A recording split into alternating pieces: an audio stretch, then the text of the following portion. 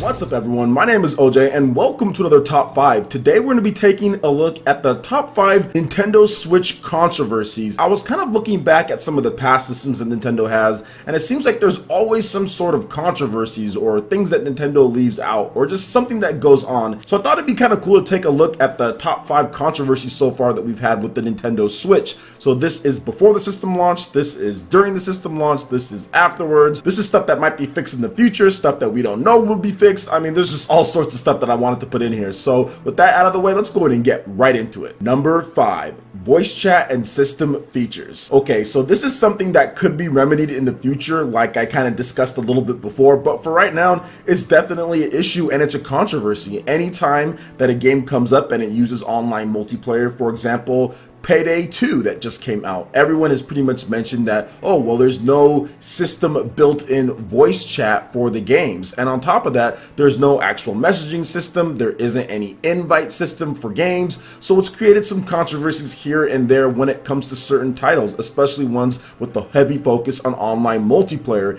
And it's definitely an issue that Nintendo needs to address. Now, we still have to wait and see for Nintendo's Paid Online that is dropping this September. And it looks like it might fix a lot of the issues that some people are having. Nintendo has put in system features before. They have put in kind of pseudo voice chat. The Wii U had it on a system level, but a very weird video chat. The Wii actually had it, but with the Wii Speak channel, which was also kind of weird. Some games also used it as well. The Wii U had built-in voice chat with the Wii U gamepad, but so far with the Nintendo Switch, there really isn't anything to use it. And what we do know is that Splatoon 2, when you hook it up LAN, it actually has system chat. So it's actually being disabled somehow. So it seems like Nintendo might be able to flip that switch this September and turn that voice chat on when they actually get their servers and everything in line. But time will tell. We'll just have to wait and see. But voice chat and system features itself makes it to number 5 on the list. Number 4, the launch lineup. Now this was something that was very controversial, especially considering that the Wii U had a halfway decent launch lineup when you just look at the sheer number of titles. Stuff like Darksiders 2, you also had Batman, Mass Effect 3, there was Madden, FIFA, there was just a whole host of games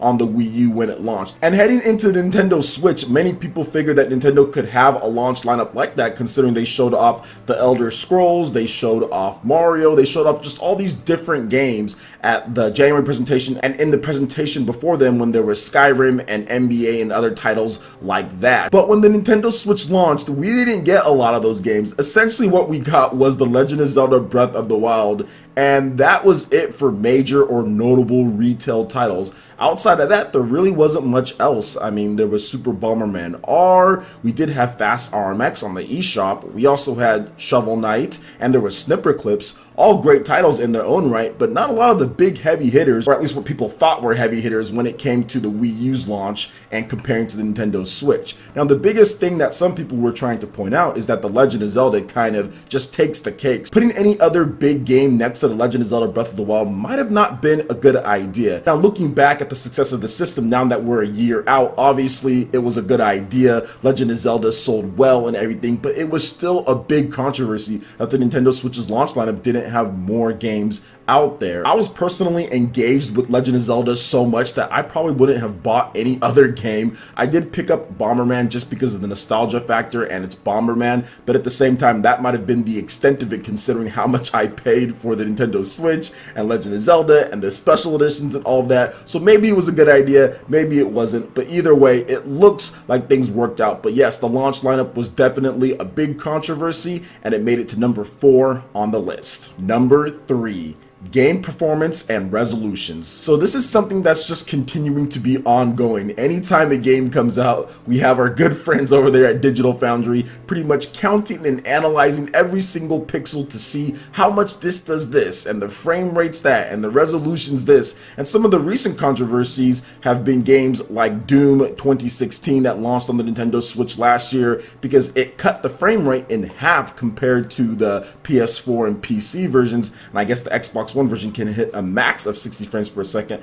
but has dips here and there. And also the resolution has been cut as well from the native 1080p resolution down to 720p and even lower at times. And even more of a controversy is probably handheld mode, with some of the recent controversies as Xenoblade Chronicles 2 and people complaining about at sometimes the game gets to like 339p based on what Digital Foundry has said. And I think that going forward, you're not going to see the end of this. One of the other recent controversies, I guess I would say minor, was the fact that Naruto Shippuden Ultimate Ninja Storm was going to be at 540p and handheld resolution, and some people freak out about that when it comes to certain things. So I don't think this is ever going to stop with the Nintendo Switch. It's just one of those things, considering that the platform and how it is, people are always going to complain and be upset about certain resolutions and game performance, and that's completely fine. I've been playing games, or at least I played games on this for about a good 6-7 years at this point, and the resolutions are so much worse than the Nintendo Switch.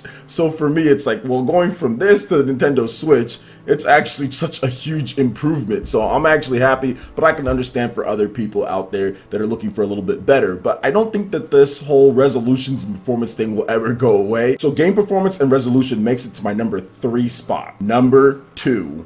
Too many ports. So this is something that once again is ongoing. There are quite a number of people that are saying that the Nintendo Switch has way too many ports, and Nintendo is releasing too many ports, and third-party developers are releasing too many ports. And it's just been a controversy out there, but every single time one of these ports comes out, not only have some of them been selling better than their original Wii U versions, but also third-party games have been getting a big boost, and more developers have been interested in the system because of how their ports have been selling. So it's always one of those, I guess, double-edged swords. You don't want too much of the same thing, but at the same time, those same things that other people are buying that didn't experience is fueling and giving money in order to get new things on the system. We saw that with NIS America and just Nippon Ichisoft in general when Disgaea 5 came out, which was a port that sold so well on the Nintendo Switch they decided to literally bring almost all of their catalog in terms of 2018 titles to the system. New games, old games, all sorts of games. So I do think it is a double-edged sword, and it just needs to be balanced, but it's something that happens pretty much in every single generation with every single system. This happened with the PS4 and Xbox One as well, and people complained about too many ports on those systems. It's just been amplified a little bit more just because the Nintendo Switch is still playing a little bit of catch-up when it comes to third-party support, and PS4 and Xbox One are getting more new games. So it's just been kind of focused and concentrated on the Nintendo Switch at this point. Now, if you look at it from a business point of view, obviously it's doing great for Nintendo. A lot of the games on the Wii U just didn't sell up to expectations, and they're doing a lot better, or they're doing just as good on the Nintendo Switch. So Nintendo's not going to stop bringing out ports to the system. You also have to factor in nobody bought this system right here, the Wii U. So a lot of people didn't get to play a lot of these awesome games that are coming out. But overall, I can understand for some people who have already experienced that in terms of the games and don't feel like buying it again. But I do feel that there is enough for everyone to kind of get some new games and also get some older games if they missed it. So too many ports makes it to my number 2 spot on the list. Number 1, system specs. And this kind of, I guess, goes into game performance and resolution at times as well, but I'm talking particularly about when Digital Foundry found out about the specs of the Nintendo Switch from analyzing the die and all that stuff, and pretty much it was just the Tegra X1 chip, and everyone said, this was before the system launch, everyone said that the specs are going to make it to where this system is DOA, nobody's going to want it, this is going to be a Wii U all over again, third-party developers aren't going to make any games for this system. Nintendo has messed up and repeated the same mistakes that they made with the Wii U. That's pretty much what a lot of the critics were saying out there, and it's still to this point, it's controversial when it comes to certain games and when it comes to the specs of the system. Some people still complain. Now, if you look at it, obviously the Nintendo Switch and what it's doing, it's a bit different, right? That is apparent, but at the same time, the system specs at the time that they were talking about it, it was a huge controversy. You can go back and look at when Eurogamer actually put up the system specs in terms of what it can do and clock speeds and things like that. all of the comments in there were Nintendo is doomed and all of this, and they're not doing this and they're not doing that. Everyone pretty much came out there and said that this system was DOA. And then you combine that with the January presentation to where some people were complaining about some of the motion controlled games like 1-2 Switch and kind of how ARMS looked and some other things when it came to the system, the price, things like that, and what you're paying for and the specs with that.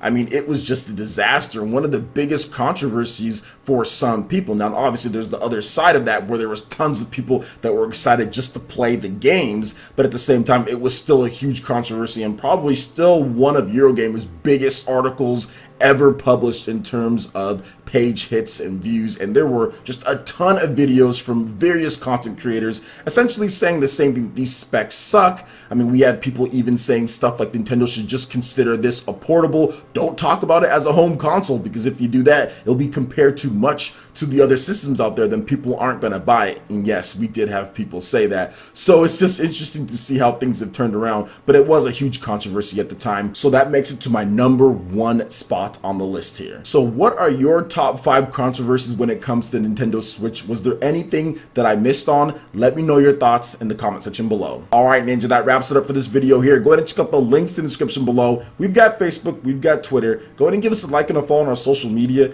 Really helps us spread the content of Player Essence across the interwebs in addition to YouTube. Also, make sure you check out our Patreon, Twitch, and YouTube live gaming page. Consider supporting Player Essence. When you do so, it gets you access to all sorts of cool benefits, perks, rewards, and emails via YouTube sponsorship. So check out the link in the description below and consider supporting Player Essence right here on YouTube. Hit that like button if you did like this video. Lets me know you guys want more content like this going forward in the future. And subscribe to Player Essence for the latest RPG, Japanese, and Nintendo gaming news. Thank you so much for watching, and we'll catch you, Ninja, for the next video. Peace.